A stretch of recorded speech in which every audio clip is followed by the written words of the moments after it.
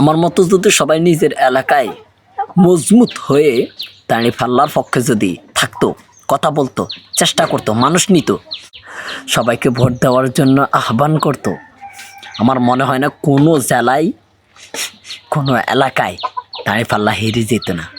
কারণ 500 টাকায় বিক্রি হয়, যখন তোমার চেষ্টায় কমতে থাকে তখন 500 টাকায় বিক্রি হয়।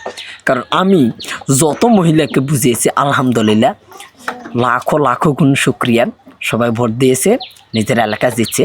বাট অনেক দিন শেষে তো সবার ভোট মিলেই তো জয়, তো ওইটাই সমস্যা নয়।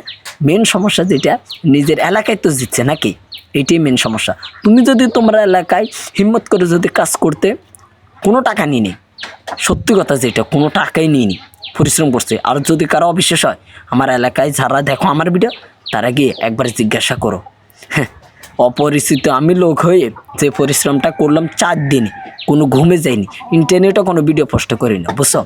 এটাকে বলা হয় পরিশ্রম, এটাকে বলা হয় মাথার ঘাম। আর আমার টার্গেট ছিল জিতবে জিতবে জিতবে। কারণ পুরুষ মানুষে 500 টাকা 200 টাকা 100 টাকার কাছে বিক্রি হবে, এটা স্বাভাবিক। পুরুষের এসে হ্যান্ডেল না মারে।